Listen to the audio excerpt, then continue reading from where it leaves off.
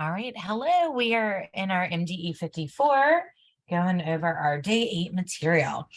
So we start the brand new unit and we get into graphing data.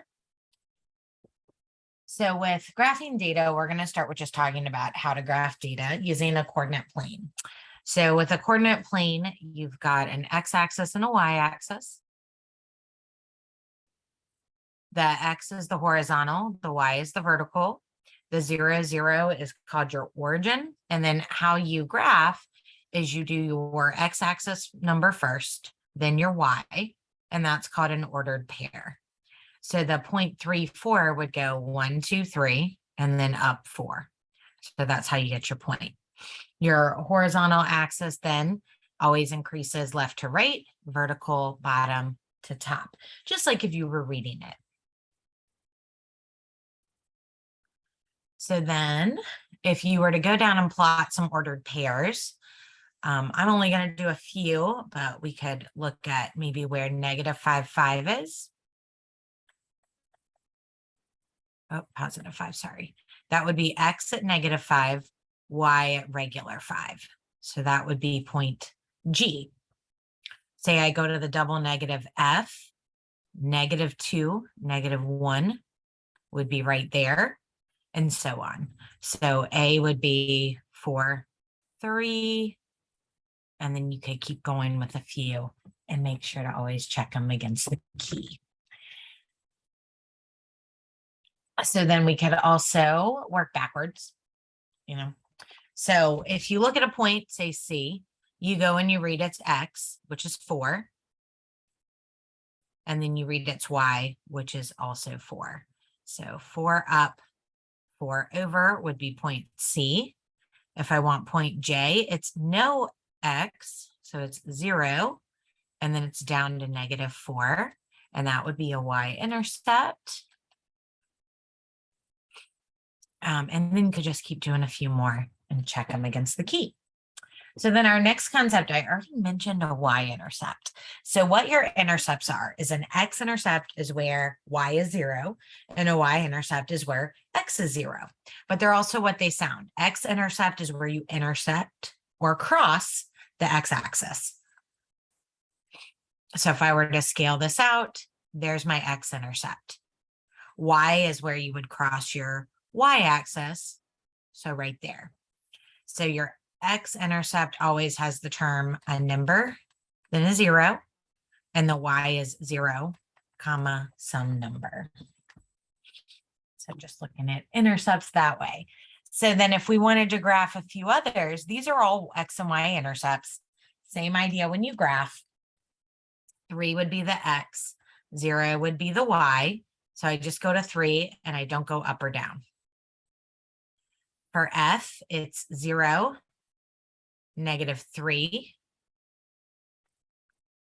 So if I look at these, this one would be across the x, so it'd be an x-intercept, and y is 0. X is 0 here, so it'd be a y-intercept. And you could go through and make sure you're good with that. So a particular useful piece of that is you can sketch just using intercepts. So you only need 2 points to make a line. So if I have the intercepts, say 4, 0 is my x, I'll put a point. 0, 2 is my y, I'll put a point. Then I can draw a line through it, put arrows on either end, and I've got my line. So I can always plot with intercepts if I want to. And so you could try a few, and I'm leaving most of the practice problems undone because you can check them against a key. But I'm going to do a couple of them. So this one would be x, y, x, y. So 3, 0, 0, 3, and it would look like that. Over here, 4, 0, 0, 4, and it would look like that. And then if I wanted a positive one, I'll go to E, which is 2, 0, and 0, negative 4. Take a look at those. And again, try the others, check against the key, See how comfortable you feel with it. And then on the next page are some learning skills, which you'll want to look for in your modules. And then part 2 of this unit starts to get into our introduction to sequences. So a sequence is a set of numbers, figures, objects, anything that goes in order. So a common one, might be 1, 2, 4, 8, 16, where I'm multiplying by 2. Or I might just add 2. But it's some type of sequence. So when I'm doing a sequence, PO is considered the first term.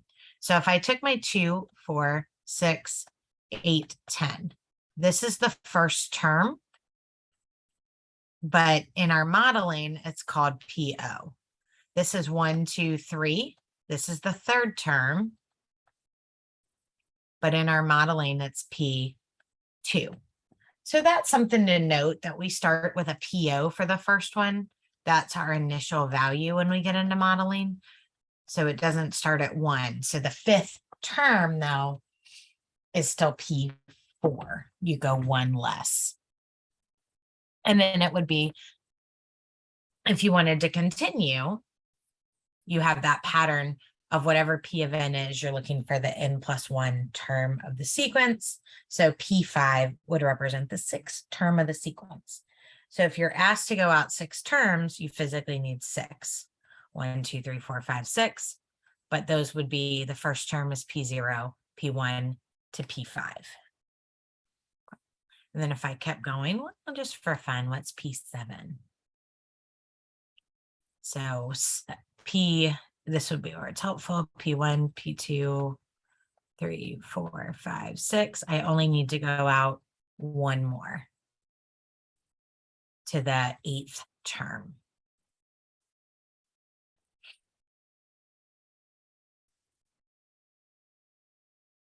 Okay, so then going on that arithmetic sequence idea, if we are getting from one term to the next by adding or subtracting a fixed number, some type of constant, then that's called an arithmetic sequence.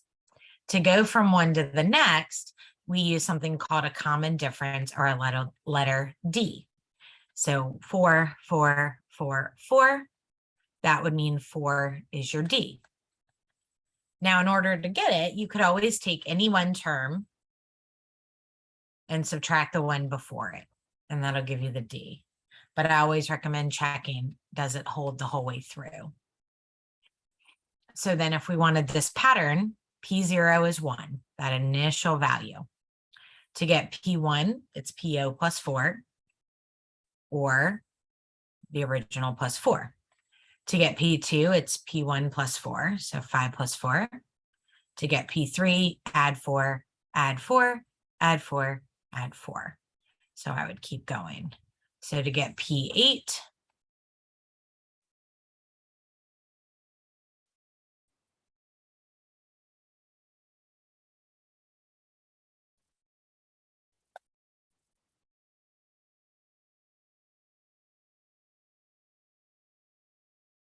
I would continue to add 4 to the number of terms I was looking for. All right, so we can kind of generalize that as P of 1 is P of O plus D, P2 is P of 1 plus D, and we could keep going and say that any term is the previous one plus the D. So we get this general linear recursive formula, which is something we want to write down, something we want to note. It's a formula to know. Pn minus 1 is the previous term. And D is that common difference. It's what you're adding or subtracting every time. Okay, and again, put this one in your notes. There are several that you need to know throughout this unit. That is one of 5. So we do want to make sure that we know how to do that. All right, then we are going to dive into some practice problems.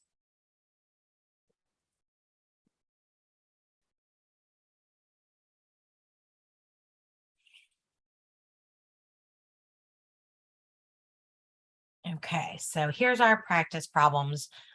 You are welcome to pause, work through them, see what you can do.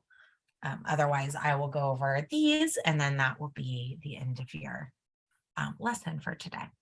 So to determine if something is arithmetic, it has to have a common D every time. So to get from 50 to 55, I think D is 5. In order for it to be arithmetic, it's got to hold for all the terms. Plus 5, plus 5, plus 5, plus 5. Wonderful. So it does hold for all the terms.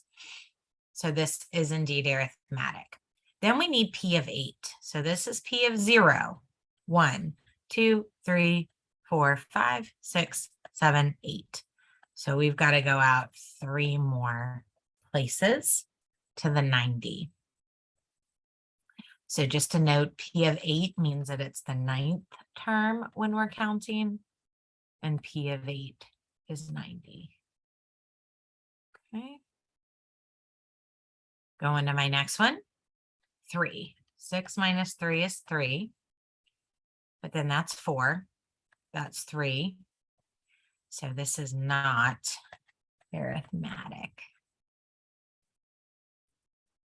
And I can't find P of 10 because I don't know the pattern. It could be 3, 4, 3, 3. I don't have a common difference, so I can't do it. I've got to know that pattern to find them. So that's a quick one if you go with that. And then the next two give you the D, give you the PO, and they just ask you to find the first 6 terms. Okay. So for number 7, it says start with 30. That's the initial value. Add 2 every time. So 32, 34, 36, 38, 40, 1, 2, 3, 4, 5, 6. There we go. And then this one says start at 60 and subtract 3 as my common difference and find the first 6 terms. So I can do that. 1, 2, 3, 4, 5, 6. And again, this would actually be P of 5 because this is P of 0. All right, that is your introduction to linear lines and sequences.